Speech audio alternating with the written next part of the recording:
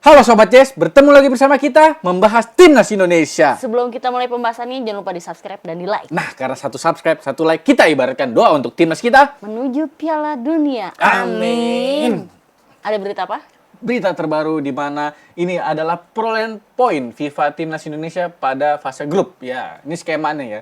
Jika kita menang lawan Myanmar, kemarin udah ya, plus 1,79 ya. Karena kita juga udah naik rankingnya dari 125 jadi 124. Ya. Nah, kalau kita imbang lawan Myanmar kemarin, kita minus 0,71. Wah, kalau kalah kita bisa turun ya. Karena pengurangan poinnya minus 3,21. Lalu jika kita menang lawan Laos, kita akan plus 1,39 ya perolehan poinnya. Kalau kita imbang minus 1,11. Kalau kita kalah lawan Laos, kita minus 3,61. Lalu jika kita menang lawan Vietnam, kita plus 2,63. Kita kalau seri lawan Vietnam kita bisa plus juga ya, 0,13 karena Vietnam ini ada di atas Indonesia ya peringkatnya. Nah, kalau kita kalah lawan Vietnam, kita minus 2,37. Nah, kalau kita menang lawan Filipina, kita plus 2,08. Kalau kita seri 0,42. Kalau kita kalah lawan Filipina, kita minus 2,92. Nah, itu dia. Ya, meski tidak masuk dalam agenda FIFA, tetapi Piala ASEAN masih bisa menghasilkan poin FIFA masuk kategori FIFA A Match. Nah, walaupun poin yang didapat kecil, tetapi jika Timnas Indonesia mampu menyapu seluruh laga di fase grup, akan mendapatkan tambahan poin. Totalnya adalah sebesar 7,89. Ya, ini yang masih banyak pertanyaan di luar sana. Nah, ini kan nggak masuk agenda FIFA.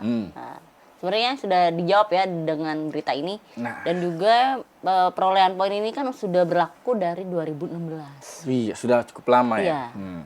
Jadi dapat poin ya, dapat poin. Jadi Dapet mempengaruhi sama peringkat juga. Nah. Walaupun tidak sebanyak kualifikasi Piala Dunia. ya. Nah, itu dia. Kita baca Nah, kita baca komentar ya.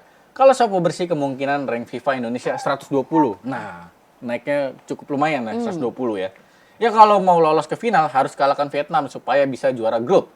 Karena kalau grup A bisa dipastikan Thailand juara grup. Nah, itu dia. Kalau kita misalnya peringkat kedua, kemungkinan kita ketemunya sama Thailand ya. Lawan yang cukup berat di AFF kali ini. Ya. Karena dia udah bantai Timor Leste 10-0. Iya. Itu dia. Dan di sini sih yang agak-agak deg-degannya itu nanti ketika kita bertemu sama Vietnam di kandang Vietnam. Di kandang Vietnam dengan skuad senior Vietnam. Ya, skuad terbaiknya. Iya, itu dia. Dia emang niatnya juara untuk AFF 2024 kali ini. Sementara Indonesia yang sepertinya kita udah bahas di video sebelumnya ya. Kita hanya menargetkan lolos untuk fase grup ya. Syukur-syukur ke final dan syukur-syukur juara. Ya. Biasanya kalau yang tidak ditargetkan seperti itu, justru tiba-tiba ya semoga aja ya. kita tunggu. Karena kalau kita kalah misalnya di beberapa pertandingan itu juga sangat merugikan sebenarnya. Posisi ranking kita mungkin bukan 124 lagi, bisa turun ya. Yang sejauh mana kita sudah perjuangkan di kualifikasi menaikkan ranking, kita malah turun. Makanya kita harus tetap optimis di AFF kali ini. Ya, oke. Ya Sobat Jazz, kita beralih ke berita selanjutnya, di mana Ivar Jenner dan Justin Hapner diharapkan dapat bergabung dengan Timnas Indonesia jika lolos fase grup AFF 2024. Nah, kalau kita lolos fase grup, kita berharap sekali Ivar dan Justin bisa gabung. Kalau Ivar dan Justin sampai sekarang kini masih komunikasi dengan kami ya, pribadi, chat, baik dari PSSI, sekretaris tim. Nah, sudah dikomunikasikan oleh mereka ke kedua pemain. Juga besok kami PSSI akan kirim surat kembali ke klubnya, terutama si Ivar ke klubnya. Nah, itu kata Pak Sumarji, manajer PSSI. Nah, kita baca ya captionnya. Di mana dilansir dari pemain keturunan.id, Ivar Jenner dan Justin Hapner diharapkan dapat segera bergabung dengan Timnas Indonesia jika lolos fase grup AFF 2024. Gimana Sobat Jazz, apakah kalian setuju jika Justin Hapner dan Ivar Jenner akan bergabung untuk memperkuat di Piala ASEAN ini? Nah, setelah lolos grup ya, kalau misalnya kita lolos, kita bisa manggil mereka, Ivar Jenner dan Justin. Tapi banyak pro kontra. Pro kontra, ada pro kontra. Dimana kalau pronya itu, nah sebenarnya kalau dia di klubnya jarang dimainkan, lebih baik main di timnas, itu pronya. Tapi kontranya, kalau dia main pas main di AFF ini, kemungkinan cederanya juga cukup tinggi ya. Iya, betul. Karena permainan AFF juga Mortal Kombat. Ya, seperti yang kalian lihat sendiri kan, di mana ketika laga pembukaan timnas Indonesia melawan Myanmar. Wah, cukup keras sekali Keras permainannya. banget itu. Itu baru lawan Myanmar, belum lawan Vietnam. Iya, Waduh, nguyem. Kan kalian tahu sendiri Nguyem drama-drama keras sekali. seperti apa. Apalagi ya sama sih Thailand juga. Ya sama lah mereka. Ya. Keras-keras juga. Ya, sepak bola ASEAN. Nah, kita baca komentarnya. Emang butuh Ivar buat di tengah sih, tapi balik lagi kalau diizinin klub nanti. Nah, itu dia. Ada lagi yang komennya di bawahnya, jangan wise simpen pemain buat round 3. Permainan AFF Tarkam, lihat aja semalam Marceng, terus pemain Laos kakinya ditendang sama Nguyen. Takut dibikin cedera doang. Nah, itu dia. Kemarin di pertandingan lainnya ya, di mana Laos melawan Vietnam, pemain Laos ada yang ditendang. Wah, gila buat Vietnam. Ya, kalau gue sih lebih hati-hatinya ya itu sama si Vietnam. Karena pasti kan ada dendam pribadi. Itu dia. Ya kan? Nah. Apalagi dia tahu kita lebih unggul dari dia untuk sementara ini di kualifikasi kan kita sampai round 3 dan kita bisa memecahkan rekor paling banyak poinnya ketimbang dia waktu itu. Nah, sampai itu dia. Jadi kan pasti ada sedikit rasa dongkol juga. Masih dongkol dia pasti. Nah, terus dia ngeliat lah di sini, oh ada si ini, ada si Rafa, ada Marcelino nih, anak dia. orang senior nih. Bisa kali Ya. tendang dikit Iya. gitu, senggol. Biar karena kan untuk AFF sendiri kan selesainya nanti di Januari dan Nah. kita akan ada laga lagi kualifikasi di bulan Maret. Maret lawan Australia ya. Ya sebagaimana kita tahu kita sedang menjaga asa untuk lolos kualifikasi ya. Kita sekarang di peringkat 3 sementara klasemen. Ya, kemarin juga sempat yang ketika si Marcelino palanya ditendang Oh dengan iya sengaja. Sama pemain Myanmar ya. Padahal udah peluit pelanggaran udah dibunyikan tapi ditendang pakai bola. Ya udah pokoknya kita tandain aja lah nomor 2. Nah, itu dia. Dan juga kemarin juga sempat Rafa juga hampir juga. Itu dia.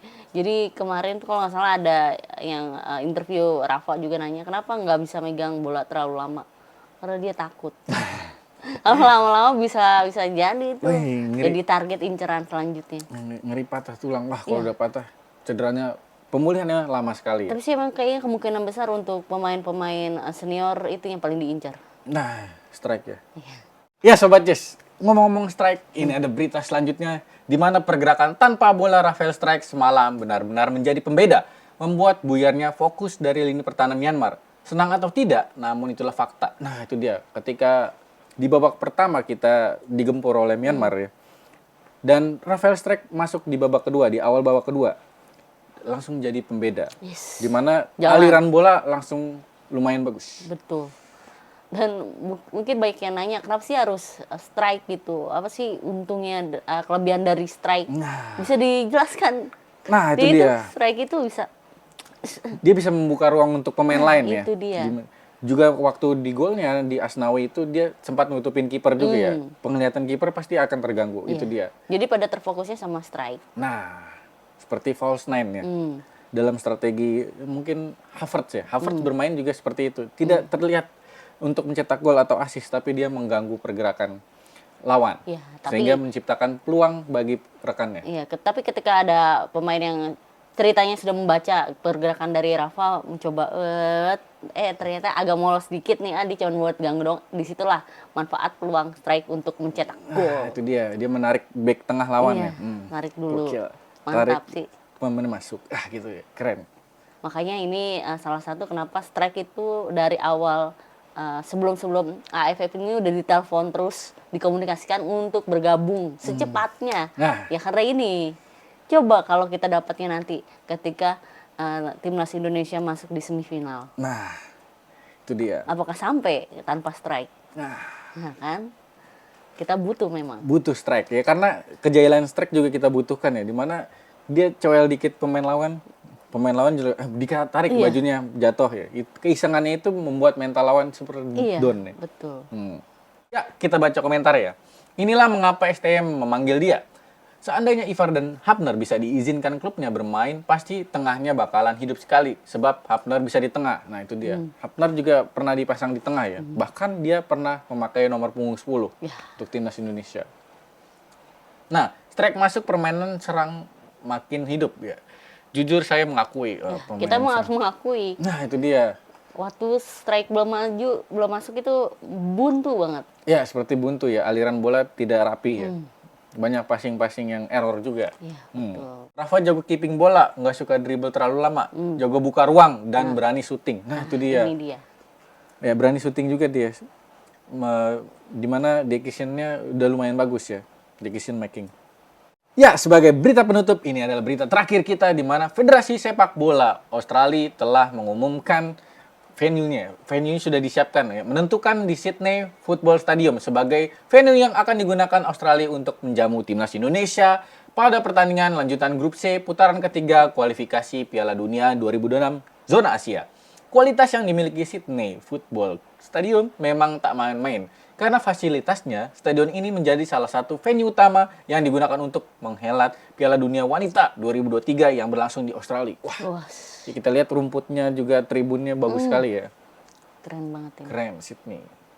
Nah, kita lihat videonya seperti apa. Ini dia. Wih, videonya.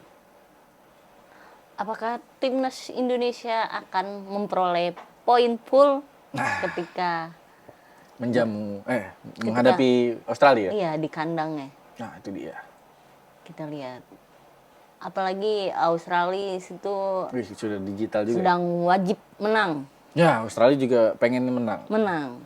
Kayaknya bakalan terjadi adu strategi penyerangan yang cukup menarik ya. Iya, betul banget. Wih. Kita lihat tuh keren ya. Itu dia. Nah, ini bisa kali klub Liga Indonesia bikin stadion milik sendiri, nggak usah gede-gede kayak GBK, kayak gini aja udah cukup. Nah, itu betul. dia. Itu salah satu masukan juga dari netizen ya. Itu masukan yang cukup baik. Kalau rumput bagus seperti itu, insya Allah Indonesia menang. Nah, amin. Ya minimal seri ya sebenarnya targetnya untuk perhitungan poinnya. Untuk lawan Australia jangan sampai kita kalah. Ya, pokoknya intinya jangan sampai kalah. Menang alhamdulillah. Tapi kalah seriin aja. Kalau bisa seri, jangan Kalau bisa kalah. seri, ya. Walaupun agak sulit karena kita tahu lah ini jelang kita untuk ke Maret tuh lumayan banyak. Nah, Jadi pasti stamina mereka, motivasi untuk mengalahkan timnas Indonesia juga besar sekali. tapi kita juga nggak kalah karena kita juga akan mendatangkan beberapa pemain juga ya. Iya, Pemain-pemain baru yang akan bergabung dengan timnas Indonesia. betul banget. Dengan kabarnya oleh Romeni yang santer sudah dikabarkan akan bergabung dengan timnas Indonesia. Yang sih kita tunggu ya. Nah, sepertinya sih kemungkinan tahun depan sih angkat sumpahnya. Ya. Kalau kita lihat mungkin dia akan berlibur dulu untuk Natalan dan tahun baru. Atau menunggu pemain selanjutnya lagi. Iya. Karena biasanya berdua ya. Biasanya berdua bertiga, nggak sendiri. Jarang dia. kalau sendiri. Ya. Ya Sobat Jazz, itulah berita terupdate kita kali ini. Kalau punya tanggapan boleh komentar di bawah. Jangan lupa subscribe, di like, share ke teman-teman kalian. Bunyikan loncengnya. Terima kasih. Kita Garuda. Salam Jazz.